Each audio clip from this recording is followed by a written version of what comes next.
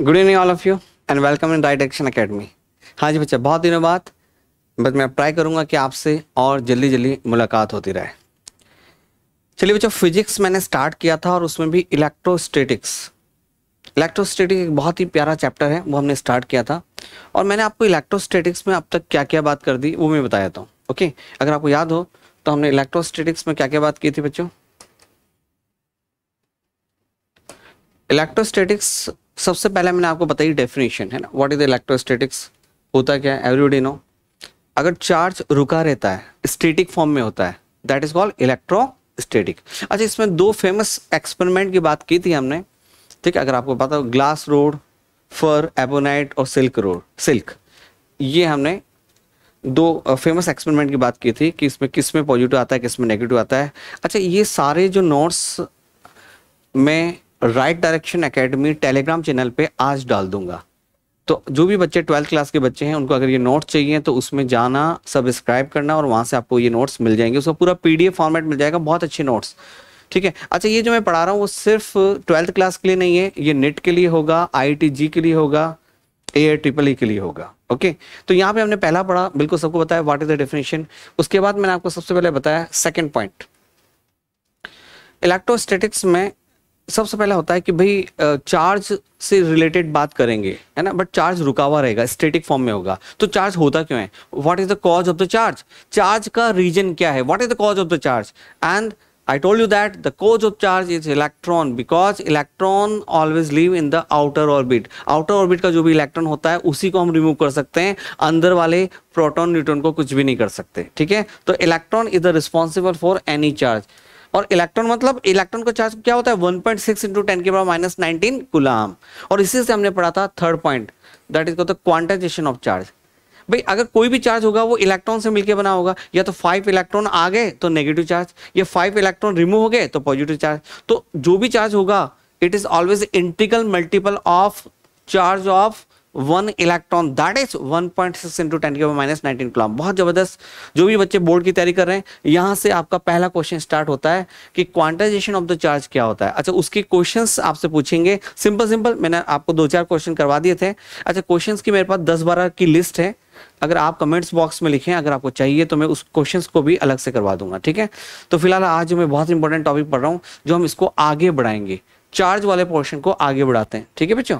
तो चलिए चार्ज वाले पोर्शन को आगे बढ़ाते हैं। तो आज हम देखेंगे कंजर्वेशन ऑफ चार्ज। क्या देखेंगे बच्चों, कंजर्वेशन ऑफ चार्ज, ठीक है। अच्छा, कंजर्वेशन ऑफ चार्ज होता क्या, देखते हैं। अच्छा, ये वर्ड जो है ना कंजर्वेशन, ये आपको 11th क्लास में भी इससे मुलाकात हुई होगी। अच्छा, अगर आपको अगर चाहिए कि मैं 11th क्लास भी साथ साथ पढ़ाऊँ, जैसे बहुत से बच्चे नेट की तैयारी कर रहे हैं, तो आप मुझे कमेंट्स बॉक्स में दिए। अच्छा, इसको थोड़ा सा लाइक कीजिए और इसको शेयर कीजिए इस वीडियो को, क्योंकि अगर आपका साथ रहा तो हम डेली पढ़ेंगे। और 12th की जो पूरी फिजिक्स है, आपको कोई पैसा वैसा कहीं खर्च नहीं करना है, कोई बड़े बड़े इंस्टीट्यूट भी जाने की जरूरत नहीं, बड़े भारी भारी फीस वाले, आपको पूरा फ्री एक ex Career Point Kota, Daswani limited Kota का फैकल्टी आपको सब कुछ पढ़ा देगा, ठीक है। मैं इस फील्ड में बहुत साल से रहा हूँ, खासकर IT फिजिक्स में, तो आपको सब पढ़ा दूंगा। बस उसके लिए आप कंसंट्रेशन से पढ़ें, कमेंट्स बॉक्स में अपने जो भी डाउट हो वो जरूर लिखें, ठीक है। कंजर्वेशन की बात करते हैं तो 11th क्लास में आपने पढ़ा था conservation of the energy, 11th class में आपने एनर्जी वाला पढ़ा, ठीक है। अच्छा, कंजर्वेशन ऑफ एनर्जी आपने पढ़ा, बहुत ही इंटरेस्टिंग था कि energy, we can not create the energy, we can not destroy the energy, only we can transfer energy from one form to another form, ऐसा हमने पढ़ा था, ठीक है। अच्छा, वो तो एनर्जी का कंजर्वेशन था। अच्छा, वैसे आगे जाके आइंस्टाइन ने बताया कि नहीं भाई, एनर्जी कंजर्व नहीं रहता, मास और एनर्जी दोनों कंजर्व रहता है।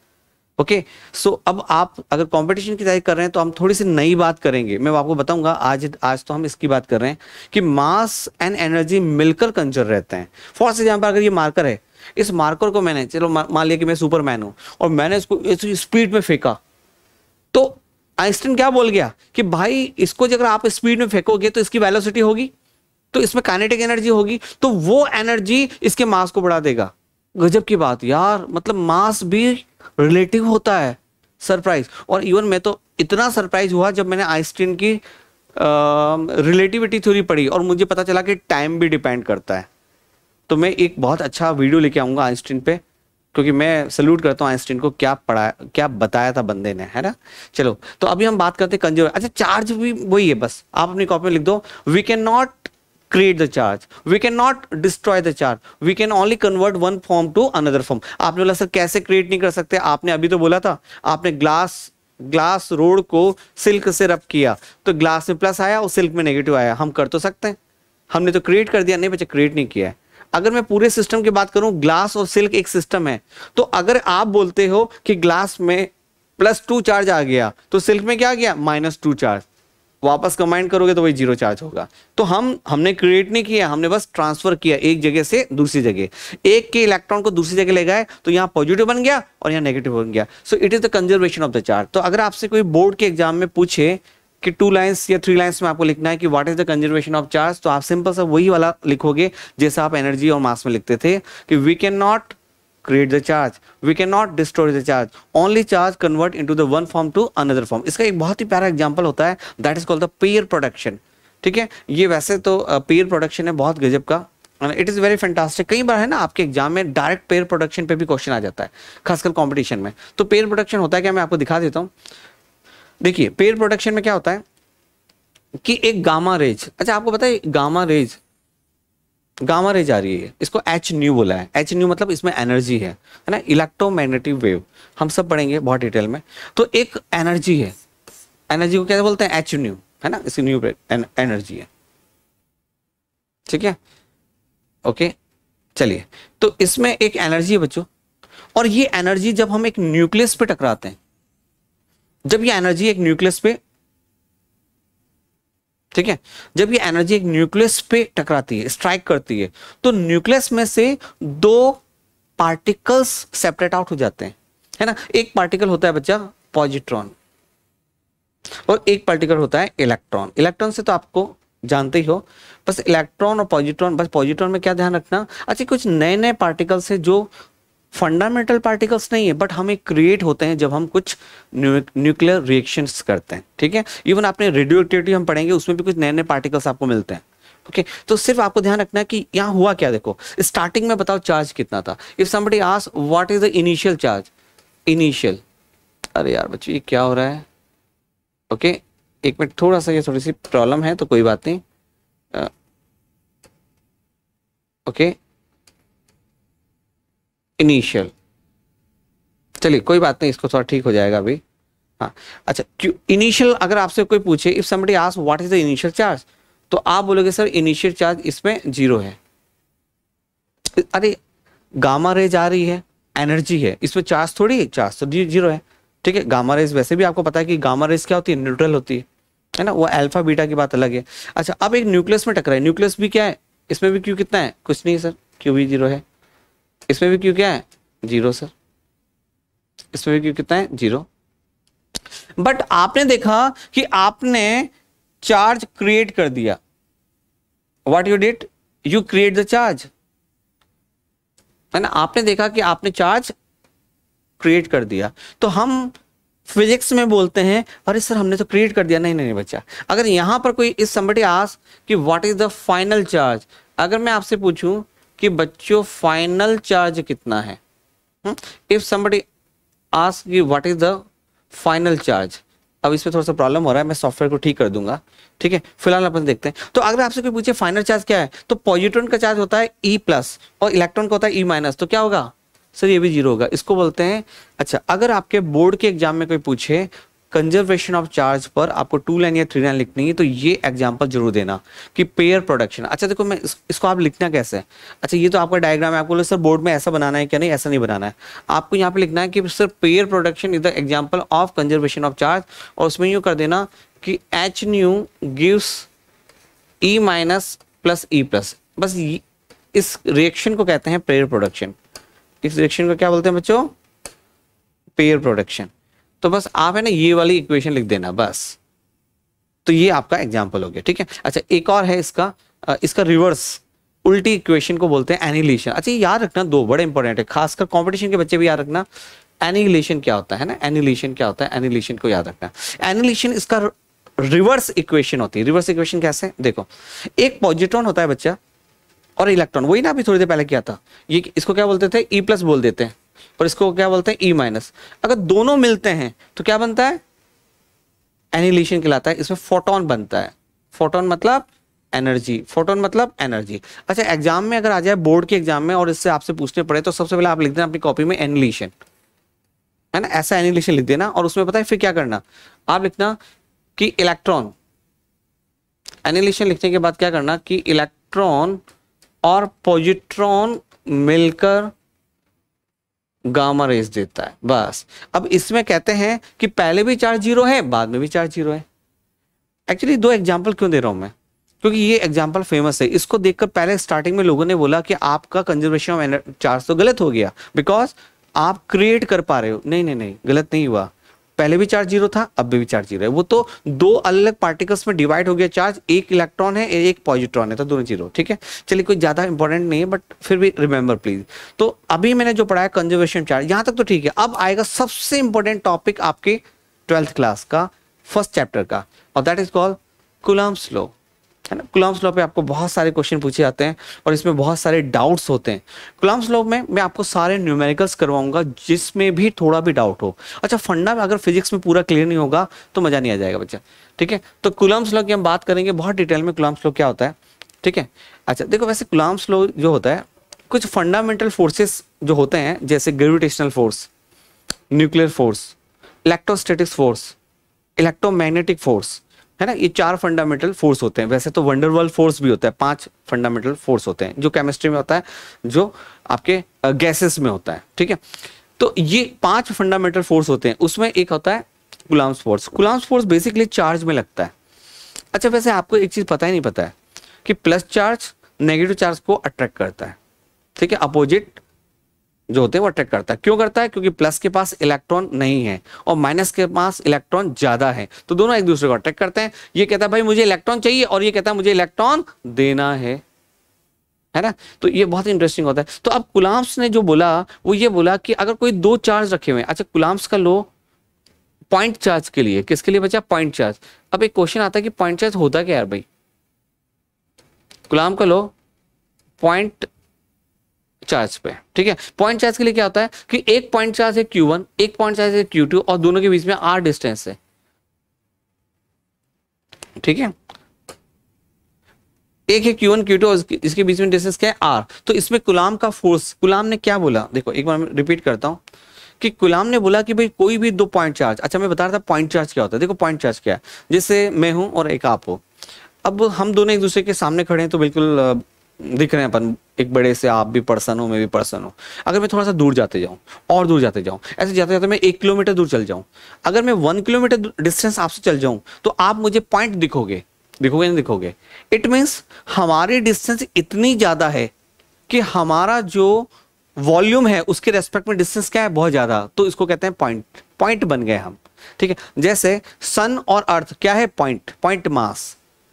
क्यों आप बोले सर पॉइंट तो नहीं है, अर्थ तो इतनी बड़ी है, अरे अर्थ तो बड़ी है पर इनके बीच की डिस्टेंस के रेस्पेक्ट में इनका वॉल्यूम क्या है, बहुत ज्यादा कम, that is called the point.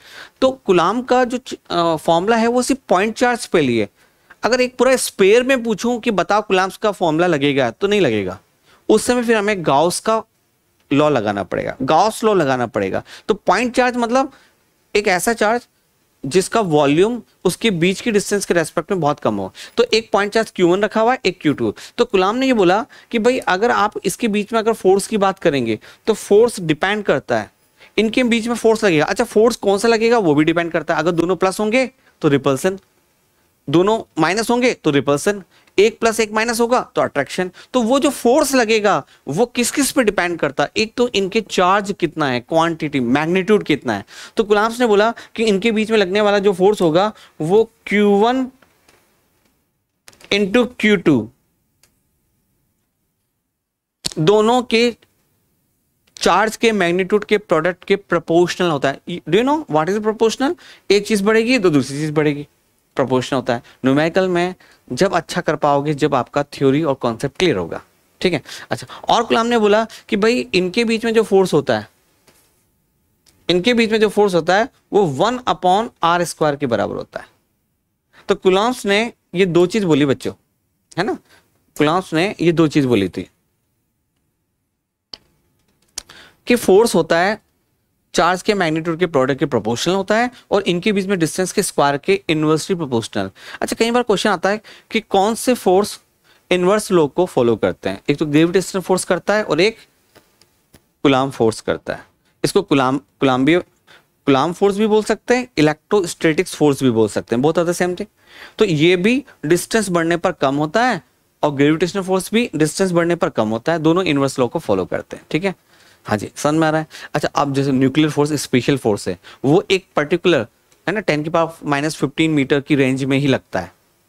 ठीक है, तो उसमें अलग चीज है, उसमें अगर आप पास लाओगे तो वो और अपोज करने लग जाता है, और पास नहीं आता तो वहां पे इनवर्स लॉ नहीं लगता।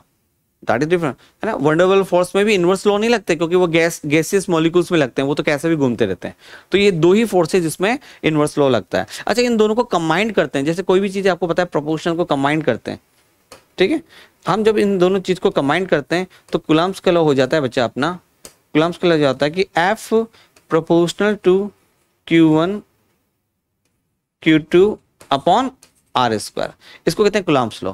अच्छा, कूलम्ब्स लॉ में कहता है कि फोर्स इनके प्रोपोर्शनल होगा, और आपको पता है कोई भी फॉर्मूला बनाना है फिजिक्स या मैथ्स में तो ये प्रोपोर्शनल को हटाने के लिए कांस्टेंट लग जाता है। तो इसका फॉर्मूला हो जाएगा K Q1 Q2 upon R square. ठीक है, हाँ जी बच्चों, मुझे बताओ प्लीज, सबको समझ में आ रहा है? बच्चा मैं आपको बता देता हूँ, जैसे मैंने यहाँ पे एक आपके लिए डायग्राम बनाया हुआ है। एक चार्ज है Q1, एक Q2 है, तो इसके बीच में फोर्स का फॉर्मूला हो जाएगा K Q1 Q2। जितना पढ़ाऊंगा वो टोटल होगा, इससे बाहर कहीं पर भी कुछ नहीं पूछा जाएगा। ठीक है, मैंने इसमें एक और बना दिया कि भाई अगर आपका Q1 है प्लस का और Q2 है माइनस का, तो इसमें अट्रैक्शन फोर्स लगेगा, और डिस्टेंस है जैसे R, इसमें भी वही फोर्स लगेगा। एक Q1 है प्लस का, एक Q2 है प्लस का, तो रिपल्सन फोर्स लगेगा। तो फोर्स का मैग्नीट्यूड सेम रहेगा। क्या होगा? फोर्स का मैग्नीट्यूड सेम रहेगा। तो इट इज कूलम्ब्स लॉ। अच्छा, आपने चीज देखा कूलम्ब्स लॉ किस किस पे डिपेंड करता है? अगर कोई आपसे पूछे, जैसे 12th का एग्जाम आ गया और पूछे कि ऑब्जेक्टिव क्वेश्चन पूछ ले कि Coulomb's force is depends upon, पहला मैग्नीट्यूड ऑफ चार्ज, यस बिल्कुल करता है। दूसरा डिस्टेंस बिटवीन चार्ज, बिल्कुल करता है। तीसरा medium of the charge, medium पे डिपेंड करता है, yes Coulomb's force is depends upon medium, इसके बीच में मीडियम पे डिपेंड करता है। ठीक है, तो ये क्या बात है मैं आपको अभी बता देता हूं आपको। ठीक है, ये थोड़ा सा इसमें आपको बस ये बताना था कि अट्रैक्शन होगा, प्लस माइनस होगा, प्लस प्लस होगा तो रिपल्सन होगा। ठीक है, सबको आ रहा है? अच्छा, कूलम्ब्स लॉ को मैं वेक्टर फॉर्म बताता हूँ। ऐसा करता हूँ, ये थोड़ा सा प्रॉब्लम क्रिएट कर रहा है, तो मैं आपको ओके यहाँ पे अपन थोड़ा सा बाहर जाते हैं, चलो छोड़ो इसको, है ना। ठीक है, एक बार मैं दूसरा आपको बोर्ड ले लेता हूं और उस बोर्ड पे अपन वर्क करते हैं। ठीक है, यहाँ पे थोड़ी सी प्रॉब्लम हो रही थी, एक बोर्ड ले लेते हैं अपन, उस पे वर्क करते हैं। हाँ जी, इस बोर्ड पे काम करते हैं।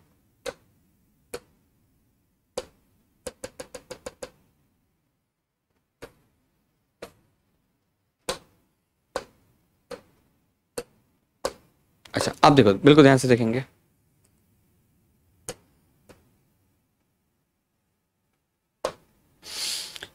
बच्चा आप सबको याद रखना है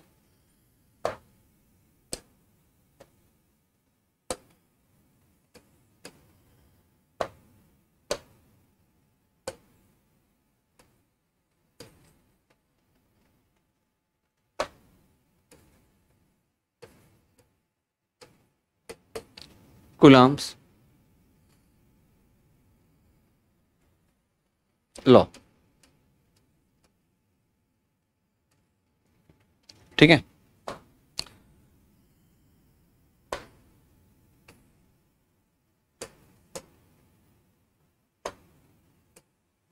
देखो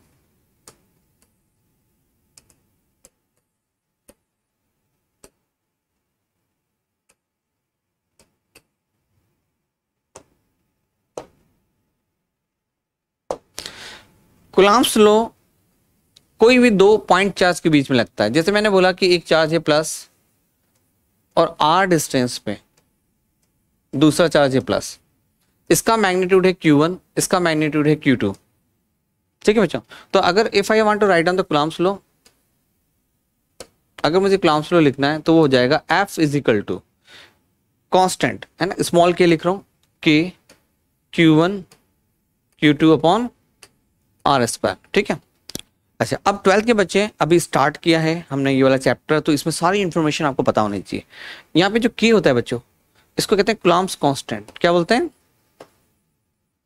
कूलम्ब्स इलेक्ट्रोस्टैटिक्स कांस्टेंट भी बोल सकते हैं या ओनली कांस्टेंट भी बोल सकते हैं, ठीक है। Coulomb electrostatics constant, you can also say that, ठीक है। अच्छा, कोई अगर आपसे इसकी वैल्यू पूछे कि कूलम्ब इलेक्ट्रोस्टैटिक्स कांस्टेंट की वैल्यू क्या होगी, तो ये होती है 9 इंटू 10 की पावर 9, ठीक है। अच्छा, आप देखो इसकी यूनिट कैसे बोलोगे। इफ समबडी आस्क कि what is the unit of this, कि के की यूनिट क्या होगी, तो आप बोलोगे सर के की यूनिट, यहाँ पे एफ मतलब है न्यूटन। देखो के को यहीं रखो, बाकी सबको उस साइड लेके चल जाओ, तो न्यूटन से कौन मल्टीप्लाई करेगा? आर स्क्वायर, और नीचे कौन आएगा? Q1 into Q2। तो इसकी यूनिट क्या हो जाएगी? आप बोलोगे सर इसकी यूनिट हो जाएगी न्यूटन, देखो न्यूटन है ना, आर स्क्वायर उधर जाएगा, मीटर स्क्वायर डिवाइडेड बाय, आपको पता है चार्ज की यूनिट क्या होती है? कूलम्ब। हमने लास्ट क्लास में पढ़ा था, चार्ज की यूनिट होती है कूलम्ब। चार्ज की ऐसा यूनिट होती है कूलम्ब, और सीजीएस यूनिट क्या होती है? स्टेट कूलम्ब बोलो, ईएसयू बोलो, इलेक्ट्रोस्टैटिक्स यूनिट, या फ्रैंकलिन बोलो। अच्छा, आपको मैंने ये भी बताया था कूलम्ब और ईएसयू में क्या डिफरेंस होता है। 1 कूलम्ब इक्वल टू 3 × 10⁹ ईएसयू, या फ्रैंकलिन या स्टेट कूलम्ब, सब रटा हुआ होना चाहिए, ठीक है। अच्छा, यहाँ पे कूलम्ब कांस्टेंट की वैल्यू होती है बच्चों 9 × 10⁹, बिल्कुल अच्छे से याद होना चाहिए 10। अच्छा, ये कूलम्ब कांस्टेंट होता है, इसको एक नए फॉर्मेट में लिखते हैं। अच्छा, अभी जो मैं बता रहा हूं ये है इन वैक्यूम। क्या है बच्चा? ये जो फॉर्मूला है ये वैक्यूम के अंदर फॉर्मूला है, मतलब दो चार्ज है, इसके बीच में कुछ भी नहीं है, इवन एयर भी नहीं है, ठीक है। ये वैक्यूम के बीच में फॉर्मूला है। तो इस फॉर्मूले को एक और तरीके से लिखा जाता है। इस फॉर्मूले को लिखने का एक और तरीका है, आई am writing the different format of, कि के की जगह हम लिख देते हैं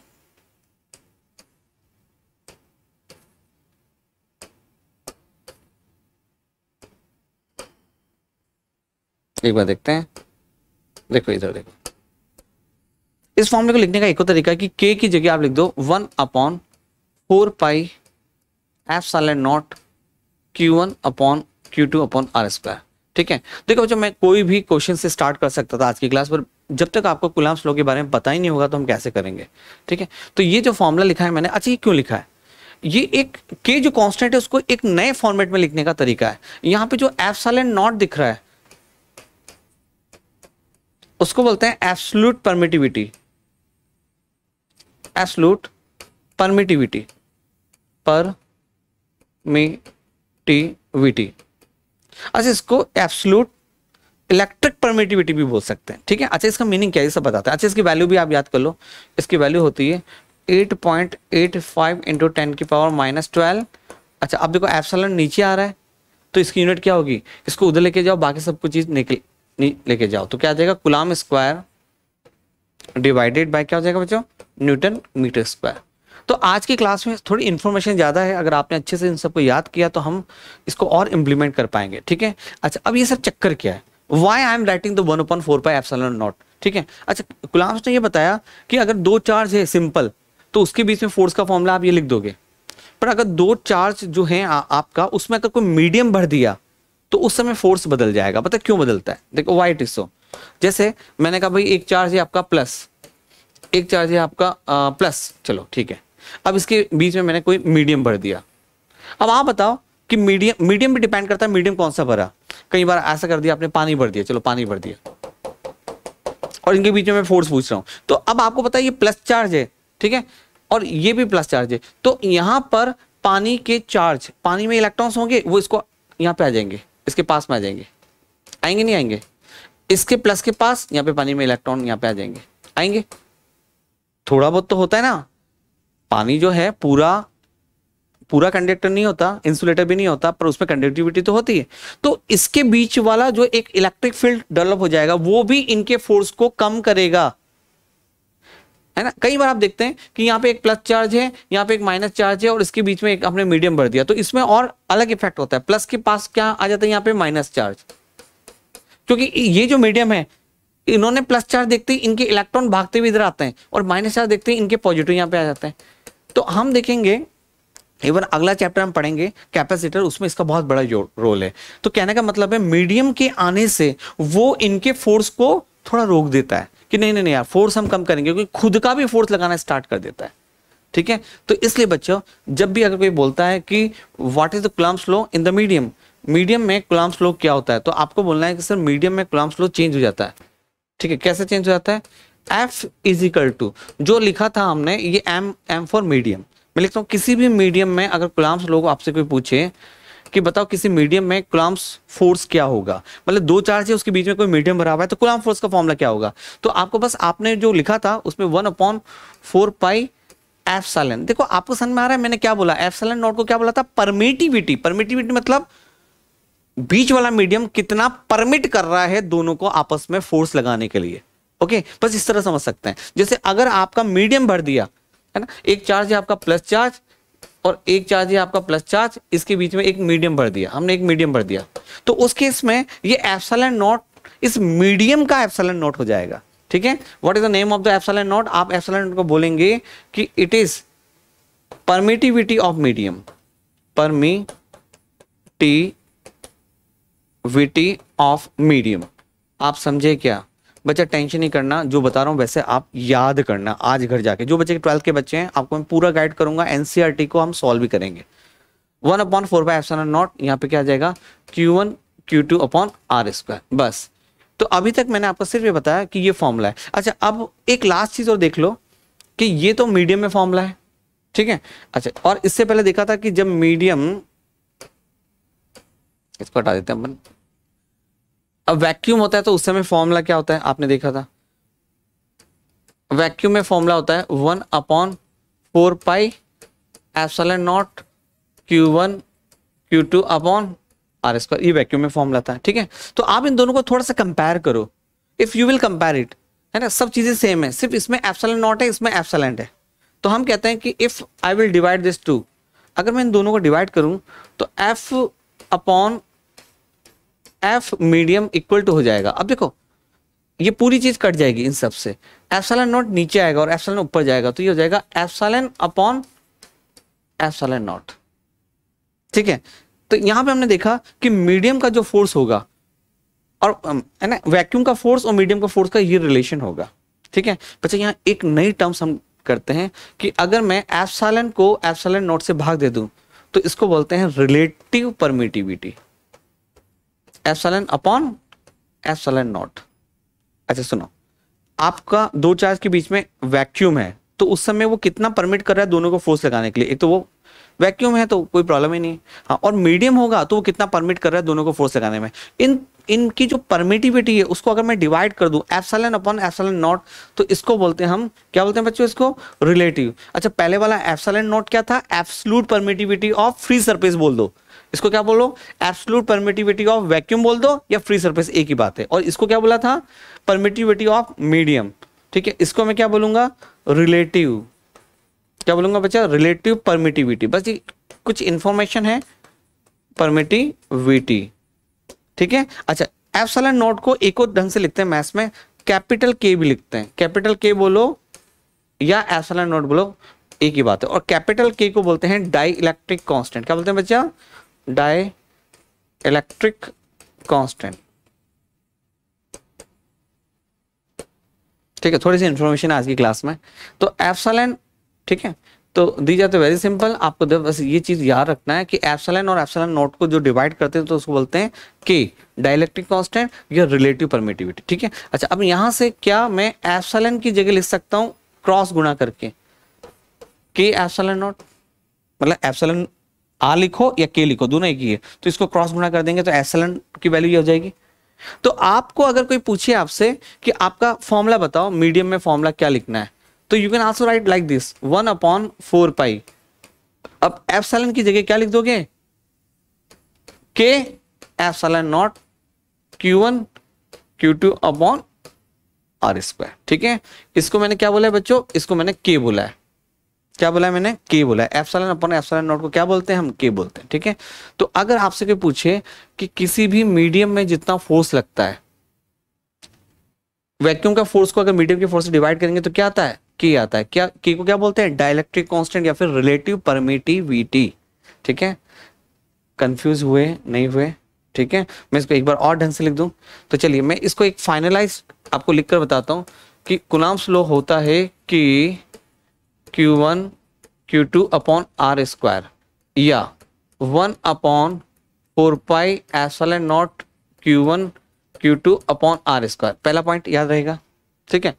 दूसरा पॉइंट, अगर कोई मीडियम में पूछे फोर्स तो वो क्या होगा, वो लिखना है 1/4 pi epsilon Q1 Q2 upon R square. और एप्सिलॉन को हम लिख सकते हैं एप्सिलॉन नॉट की फॉर्म में, क्या लिख सकते हैं 4 पाई के epsilon naught Q1 Q2 upon R square. ये 2 पॉइंट याद रहेंगे, ठीक है। अच्छा, तीसरा पॉइंट आपको क्या बोला था मैंने याद करने के लिए, आपको याद करना है कि स्मॉल के की वैल्यू क्या होती है। स्मॉल के की वैल्यू होती है 9 × 10⁹ न्यूटन मीटर स्क्वायर पर कूलम स्क्वायर। एक तो ये याद करना है। एक आपको एप्सिलॉन नॉट की वैल्यू याद करना है, वो क्या होता है 8.85 × 10⁻12 coulomb square upon newton metre square. एक ये याद करना है, ठीक है। अच्छा, एक और बात ध्यान रखना, के की जो वैल्यू है ये एसआई सिस्टम में है। किसमें बच्चों, एसआई सिस्टम में। और एक बहुत ही इंटरेस्टिंग बात होती है कि के की वैल्यू सीजीएस सिस्टम में क्या होगी। अगर कोई पूछे कि के की वैल्यू सीजीएस सिस्टम में क्या होगी, ठीक है, तो अगर आप देखो ध्यान से, के की वैल्यू क्या है 9 × 10⁹ newton metre square upon coulomb square होती है। अगर मैं इसको लिखना चाहूं 9 × 10⁹, अच्छा आपको पता है न्यूटन को सीजीएस में क्या बोलते हैं, डाइन, और वो कितना होता है 10⁵। पता ही नहीं, पता है इतना डाइन। अच्छा, आपको पता है मीटर को सीजीएस में क्या बोलते हैं, सेंटीमीटर, और वो कितना होता है 1 मीटर में कितना होता है 1/100 10⁻² सेंटीमीटर। होता ही नहीं होता है, न्यूटन में इतना होता है। अरे आता ही नहीं आता है, 1 मीटर में 100 सेंटीमीटर होता है, तो कितना हो गया, अच्छा 1 नहीं होता, 1 मीटर में 100 सेंटीमीटर, तो 10⁻² होता है, और ये हो गया 10⁴ सेंटीमीटर स्क्वायर। अच्छा, कूलम का सीजीएस यूनिट क्या होता है ESU, स्टेट कूलम फ्रैंकलिन, और उसकी वैल्यू क्या होती है 1 कूलम = 3 × 10⁹, और 2 बार है 3 × 10⁹, तो ये क्या हो जाएगा ESU का स्क्वायर। देखो बच्चों, मैं रिपीट कर रहा हूँ, के की वैल्यू क्या होती है 9 × 10⁹, किसमें होती है एसआई सिस्टम में, और के की यूनिट क्या होती है newton metre square upon coulomb square, newton metre square upon coulomb square. मैंने न्यूटन को लिख दिया। अच्छा, 11th में थोड़ा बहुत आता है 11th का, न्यूटन का सीजीएस यूनिट क्या होती है डाइन, क्या होता है 10⁵ डाइन, और मीटर की सीजीएस यूनिट क्या होती है सेंटीमीटर, कितना होता है 1 मीटर में होता है 10⁻² सेंटीमीटर, तो मीटर स्क्वायर में क्या होगा 10⁻4 सेंटीमीटर स्क्वायर। कूलम की सीजीएस यूनिट क्या होती है ESU, तो एक कूलम में कितना ESU होता है 3 × 10⁹ ESU, तो इसकी जगह लिख दिया 3 × 10⁹, एक और 3 × 10⁹ ESU का स्क्वायर। अब आप देखो यहां से ये इससे 3 से 9 कैंसिल आउट, 10⁹ से 9 कैंसिल आउट, देखो इससे 9 कैंसिल, अरे वाह इट इज 1। तो सीजीएस, ये आया हुआ एग्जाम में क्वेश्चन, के की सीजीएस यूनिट क्या होती है 1, सीजीएस में के की वैल्यू कितनी होती है 1 होती है। इसको पूरा क्या लिखोगे, सीजीएस यूनिट के होता है 1 dyne centimetre square upon state coulomb बोल दो या ESU स्क्वायर बोल दो, एक ही बात है। Wow, it's too good.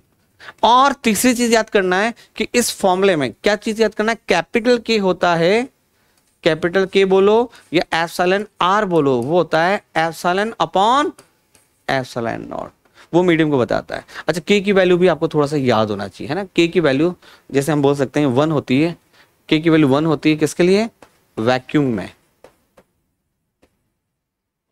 ठीक है। 1.0026 होती है CO2 के लिए, हवा में भी यही होती है ना, वैक्यूम हवा में। 3 to 4 होती है माइका के लिए, के की वैल्यू है ना। 3 to 6 होती है ग्लास के लिए। अच्छा, 81 ये थोड़ा याद रखना, ये किसके लिए होती है, वाटर के लिए। एक लास्ट कॉन्सेप्ट मैं आपको बता रहा हूं, बस फिर आज की क्लास इतना ही करेंगे। मैं कूलम्ब्स लॉ का वेक्टर फॉर्म नेक्स्ट क्लास में बताऊंगा, और इसके बहुत जबरदस्त क्वेश्चन मैं आपको बताऊंगा, ठीक है। तो यहां पर अगर आपसे कोई पूछे कि मीडियम में जो फोर्स होगा, मीडियम का फोर्स और वैक्यूम का फोर्स को अगर मैं डिवाइड करूं, मीडियम का ऊपर है तो आ जाता है, कितना आ जाता है, देखो मीडियम का फोर्स और वैक्यूम का फोर्स, मीडियम का फोर्स ये रहा ऊपर लिख दिया मैंने, और वैक्यूम का फोर्स तो नीचे कैपिटल किया आएगा, और ऊपर वो आएगा, तो ये क्या होता है 1/k हो जाता है। देखो कितना शानदार। हम और कह सकते हैं कि मीडियम का फोर्स होता है वैक्यूम के फोर्स का 1/k। तो आपने एक चीज देखा, मीडियम का फोर्स हमेशा लेस होगा। बच्चा कुछ भी नहीं किया मैंने, ये मीडियम के फोर्स का जो फॉर्मूला था ना, इसको इसको इस वाले फोर्स की फॉर्मूले से डिवाइड कर दिया। आप करके देखना घर पे, तो ये आ जाएगा 1/k।